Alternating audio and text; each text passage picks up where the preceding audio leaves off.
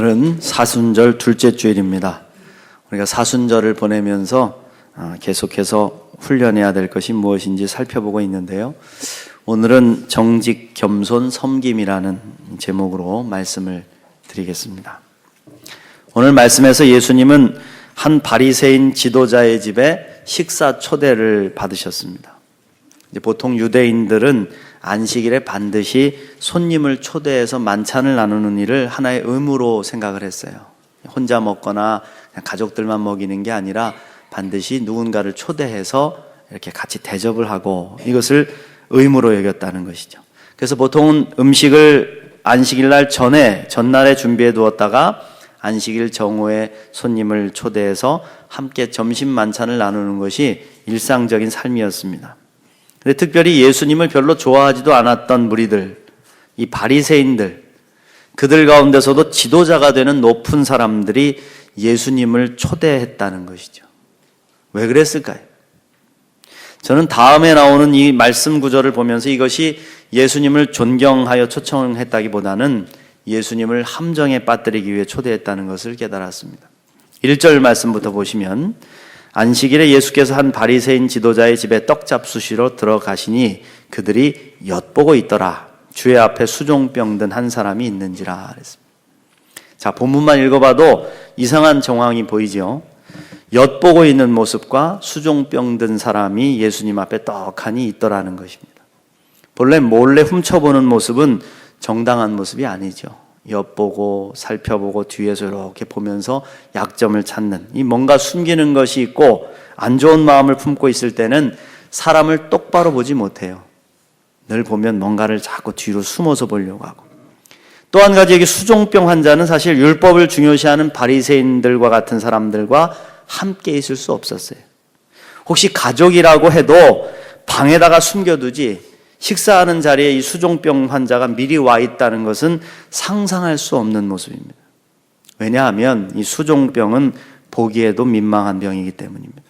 몸 여러 부위에 진물이나 고름이 계속 쉴 새 없이 흘러나오는 피부병이기 때문에 이게 보기에도 흉하고 냄새도 많이 나는 병이죠.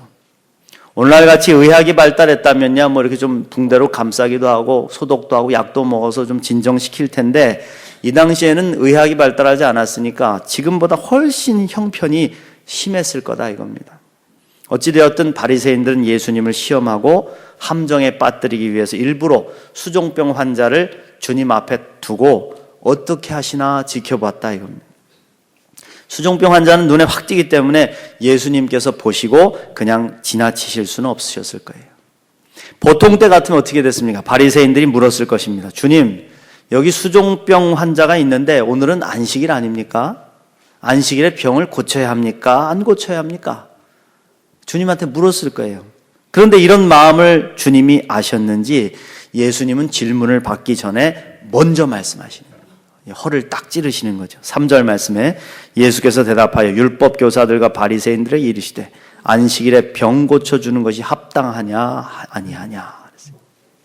당시 유대의 율법에는 생명을 위협하는 병증이 아니라면 안식일이 아닌 다른 날에 치유해야 됐어요. 그래서 앞부분에 우리 누가복음 말씀에도 보면 다른 날 고쳐야 된다고 이제 뭐 율법학자들이나 바리새인들이 대답하는 얘기가 있어요.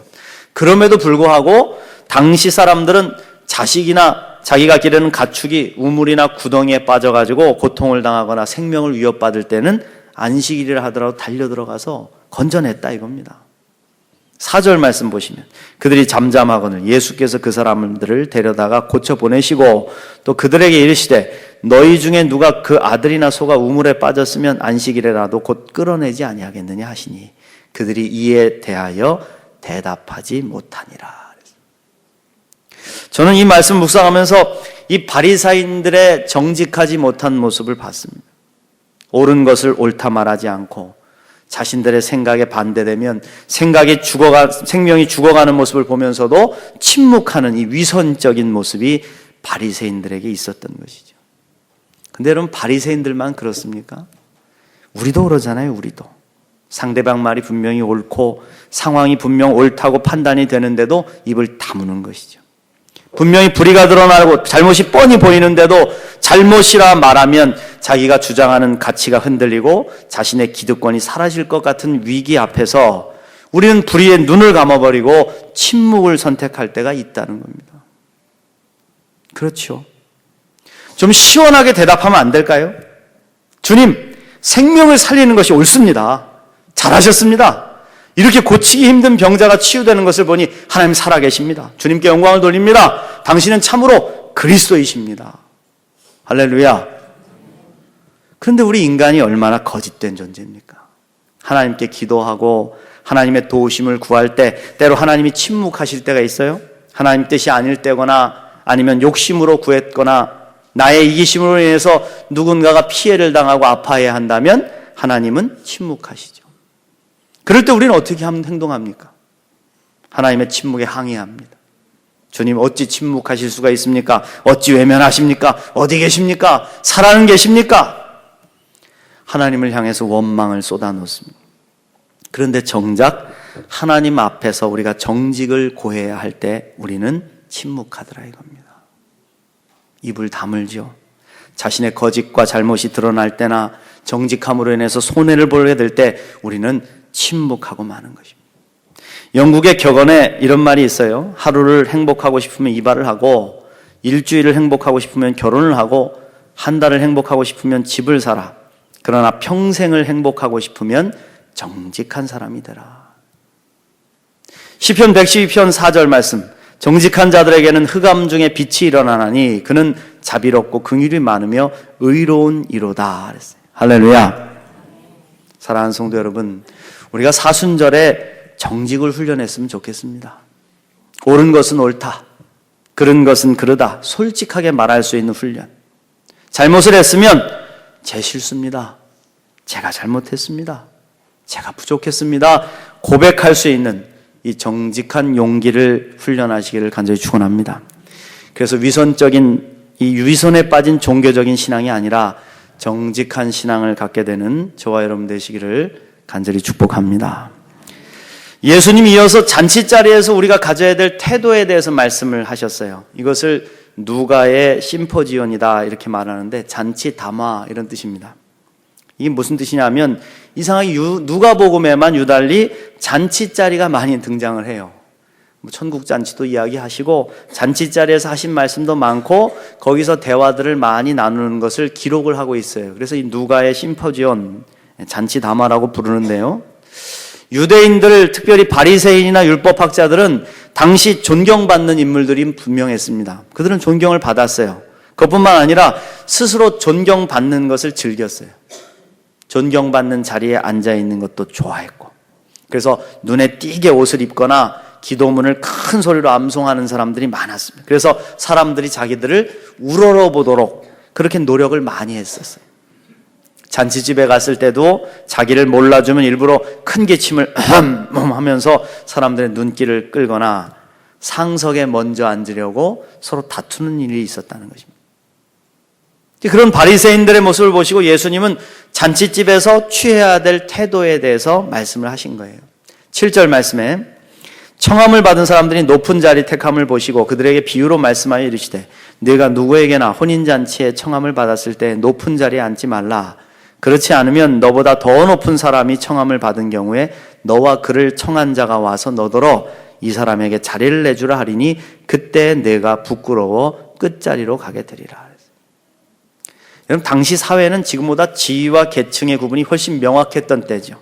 그래서 만찬석상에서 앉아야 될 좌석의 위치가 정확하게 정해져 있었습니다. 근데 오늘날도 마찬가지입니다. 저도 여러 군데 이렇게 좀 오시라고 해서 가보면 다 뭐 무슨 정치적인 행사나 기념식에 가보면 확연히 구분이 되죠. 국회의원, 도지사, 시장, 도의원, 시의원 이 등등 앉아야 될 좌석이 다 구분되어 있어요. 그래서 자신이 더 높은 위치에 앉아야 되는데 그렇지 못할 때는 굉장히 무례하다고 생각하고 불쾌합니다. 때로 멋모르고 높은 분들 앉을 자리에 앉아 있다가 밀려나기도 하지요. 교회에서도 간혹 이런 일들이 있죠. 어떤 교회는 목사님 밥 먹는 곳은 상석이라 장로님들 아니면 접근도 못하고 아예 따로 뷔페 요리사를 불러다가 특별한 방에서 혼자 만들어 드시는 목사님도 계시다 그래요. 혹은 목사가 밥 먹는 상에 젊은 청년이나 아이들이 앉아 있으면은 괜히 헛기침을 하면서 야, 네가 거기 왜 앉아 있냐, 핀잔을 줄 때가 있죠. 참으로 우리가 끊임없이 줄 세우고 높낮이 따져가지고 내려앉히고 올라서려고 하는 이 욕심이 우리에게 있더라 이겁니다. 참 피하기가 어려워요. 이 욕망에 사로잡히게 되면 인생이 늘 경쟁 관계 속에 들어가게 되니까 피곤하죠. 늘 나보다 낮은 사람은 누구냐, 나보다 높은 사람은 누구냐, 그것만 보고 다닙니다. 힘들죠. 그냥 여러분 까짓 거 그거 좀 벗어버리십시오. 자유로워지십시오.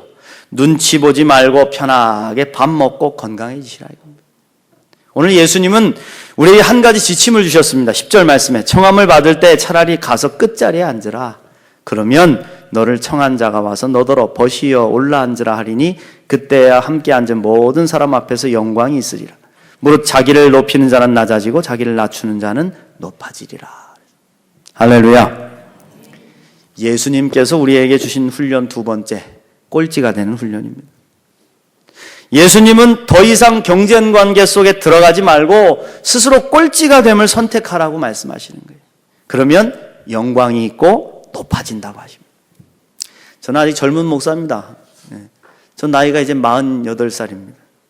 아직 젊어요. 그래서 어디 가면 특별한 대접을 받는 것이 쑥스러워가지고 특별한 자리에 초대를 받아가게 되면 늘 끝자리에 앉을 때가 많습니다. 이렇게 봤다가 이 자리가 끝자리겠구나, 이쪽에 앉아야 되겠다. 주로 이제 선택할 시간이 되면 제가 앉아요.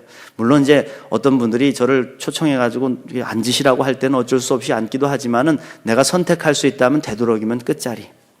노회 임원들 회식을 하거나 목사님들 모임 자리가 있을 때면 언제나 제일 끝자리가 어딘가 살펴보고 거기 가서 앉습니다. 높은 직함을 가진 분들, 큰 규모의 교회 목사님들은 앉으시는 자리가 딱 정해져 있어요. 그분들끼리 이렇게 앉고. 근데 제가 앉아있는 자리에는 언제나 다른 교회에서 오신 부목사님들이나 여자 장로님들이 많이 앉으세요.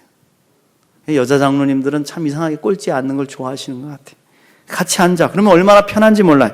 밥 먹을 때도 눈치도 보이지 않고 그 자리에 앉아있는 저를 얼마나 앉아있는 목사님과 장로님들이 좋아해 주시는지, 맛있는 것도 많이 주시고. 근데 때때로 아니 왜 거기 앉아 계시냐고 그러면서 꼭 데려오신 분도 있어요. 이리 오라고. 그 식사 자리에 장 되시는 분들이 이제 부르시면 이제 가죠. 그러면 어쩔 수 없이 가는데 오히려 식사를 편히 하지 못할 때가 많이 있습니다. 우리가 스스로 낮아지면 비교가 사라집니다. 괜히 열등감에 사로잡힐 이유도 없습니다. 예수님은 우리에게 그 자유함을 스스로 택하라고 말씀하신 거예요. 유럽의 종교개혁자인 쯔빙글리가 자기와 경쟁관계에 있는 동료 때문에 늘 괴롭힘을 많이 당했다고 합니다. 그래서 어떻게 하면 그를 물리칠까 고민을 많이 했는데 어느 날 이른 아침에 스위스의 산 위를 이렇게 산책을 하다가 매우 감동적인 장면을 보게 됐어요. 두 마리 염소가 이 좁은 산길을 이렇게 가는데 한 마리는 위에서 이렇게 내려오고 하나는 또 위로 올라가려고 하더라는. 근데 길이 너무 좁아서 중간에 딱 마주친 거예요. 옆으로 비껴갈 수도 없어. 서로 이렇게 뿔을 맞대고 싸우기 시작하는 거예요. 근데 다음 순간에 놀라운 일이 벌어졌다는 겁니다. 아래쪽에서 올라가는 염소가 갑자기 길 위에 무릎을 탁 꿇고 엎드리더라는 거예요. 그러니까 다른 한 마리가 그 등을 딛고 밑으로 내려왔대요. 그리고는 누워있던 염소도 곧 일어서서 제 길로 올라가더라는 거예요. 이 쯔빙글리가 이 모습을 보면서 스스로 낮아지는 것이 곧 올라가는 길이구나, 이걸 깨달았다는 겁니다. 내가 낮아져야 올라갈 수 있구나. 오늘 예수님 분명히 말씀하셨습니다. 무릇 자기를 높이는 자는 낮아지고 자기를 낮추는 자는 높아지리라. 할렐루야. 사랑하는 성도 여러분, 우리가 스스로 교만한 게 문제지 스스로 겸손해져서 문제될 것은 하나도 없습니다.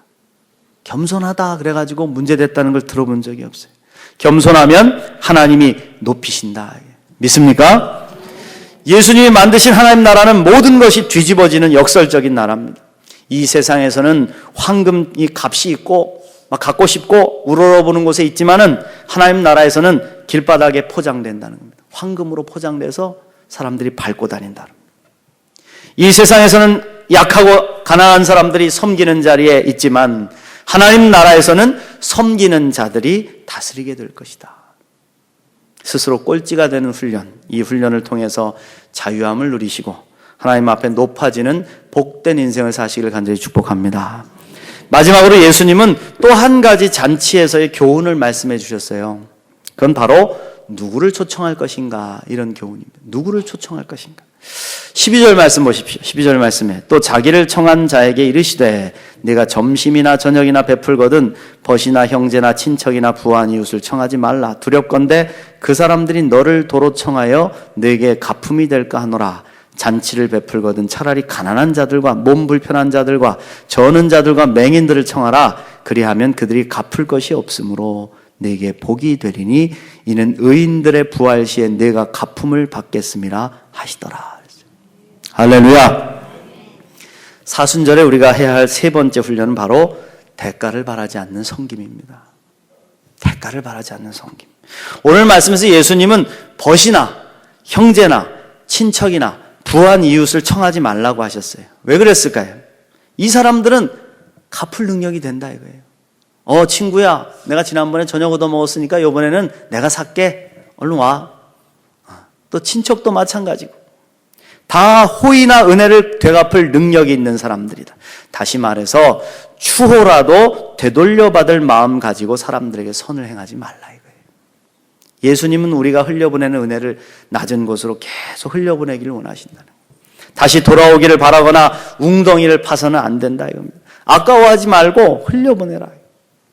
우리가 선을 행한다고 하면서 실패하는 가장 큰 이유는요, 베푼 만큼 되돌려받으려고 하는 마음이 있기 때문에 그래요. 그래서 받지 못하면 실패. 또 선을 행하는 자기의 모습을 사람들이 알아주고 자랑하기를 원하기 때문에 실패한다 이겁니다. 그래서 누구에게나 잘 보이기야 하면 누구에게 잘 보여요, 여러분?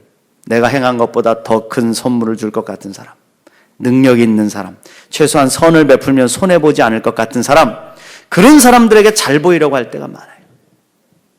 일종의 투자 심리죠. 뭐보다도 되돌려받지 못해서 서운한 마음이 들고 화가 낸다면 문제가 있는 것입니다. 문제가 있는 거예요. 우리가 인간관계에 갈등을 겪고 나면 하는 말이 있습니다. 꼭 해요, 꼭. 내가 너한테 얼마나 잘해줬는데 이거 해주고 저것도 해주고 이것도 사주고 저것도 사줬는데 너는 왜 안 해주냐 이거예요. 너는 왜 안 해주냐. 나는 이렇게 많이 해줬는데 너는 왜 안 해줬냐. 선을 베풀 때요, 되돌려받을 마음이 없다고 생각하지만 사실은 되돌려받을 마음 가지고 해줄 때가 더 많더라 이겁니다. 어떻게 할 수 있어요? 되돌려받지 못할 때 서운해하는 마음이 있으면 알 수 있다 이겁니다. 사랑하는 연인 사이였어. 너무 사랑해서 막 사주고 그랬어. 그러다 헤어지면 어떻게 해? 내가 줬던 거 다 돌려놔. 더럽고 치사해서 준다. 막 포장해가지고 택배로 보내고. 진정한 마음의 사랑이 아닙니다. 하나님 앞에서도 그런 모습을 갖는 사람들이 있어요. 예수 믿고 은혜 받고 열심히 신앙생활하고 봉사하고 헌신했는데 뭐가 잘 안 풀리고 서운한 마음이 들거나 인간적인 갈등이 생기면 되돌려달라는 거예요. 되돌려달라. 내가 한 것 도록 가져가겠습니다. 우리가 선을 행할 때 반드시 기억해야 할 것은 하나님은 우리가 되돌려받을 생각 버리고 행하길 원하신다는 거예요.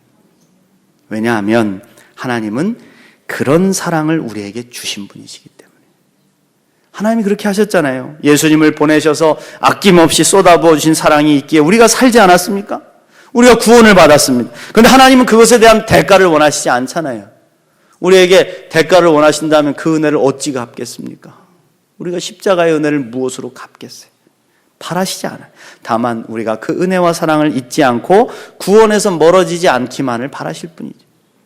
사랑하는 성도 여러분, 예수님은 오늘 말씀을 통해서 돌려줄 능력이 없는 사람들을 오히려 초청해서 선을 베풀라고 말씀하셨어요. 여러분 그렇습니다. 돌려받을 수 없는 사람들, 돌려줄 능력이 없는 사람들을 사랑하고 섬겨주는 훈련을 우리는 계속해 나가야 된다. 왜냐하면 사람에게 되갚음 받는 선심과 선행은요, 그 순간 결산이 끝나버리기 때문에 그렇습니다. 쉽게 말해서 하나님께 받을 상급이 전혀 없다는 거예요.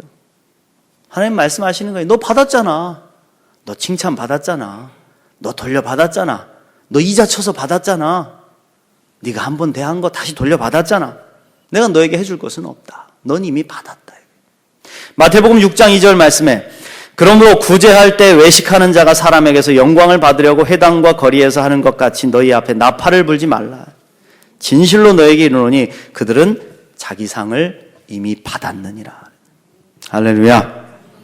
그렇습니다, 여러분. 보이려고 하는 거, 대가를 바라고 하는 거, 드러내놓고 하는 것, 돌려줄 수 있는 사람에게 선을 베풀어 되갚음을 받는 것은 이미 결산이 끝난 거예요. 아무리 큰 일을 해서 칭송을 많이 받았다고 해서 이미 받을 상을 다 받았다는 겁니다. 주님 앞에 받을 상은 없다. 우리가 주님 앞에 받을 상은 대가를 바라지 않고 행한 것, 그 누구도 알아주지 않는 가운데 은밀히 행한 것, 그리고 갚을 능력이 없는 사람들에게 행한 선행이다. 이건 하나님이 갚아주신다는 거예요. 여러분 믿습니까? 하나님이 아시고 하나님이 갚아주시기에 우리는 그저 하나님 바라보면서 묵묵하게 이 선을 행할 뿐이다. 하나님이 갚아주시는 참으로 귀한 섬김을 훈련할 수 있는 우리 모두가 되시길 바랍니다. 사랑하는 성도 여러분, 사순절 둘째 주일입니다. 예수님의 십자가를 바라보면서 우리가 훈련했으면 좋겠어요.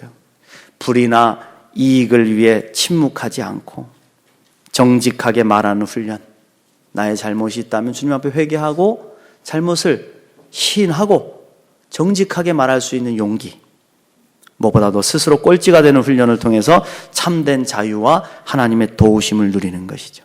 마지막으로 대가를 바라지 않는 섬김을 통해서 하나님이 갚아주시는 놀라운 은혜의 인생, 하늘에 쌓이는 복된 인생을 살아가는 우리 모두가 되시를 간절히 축원합니다.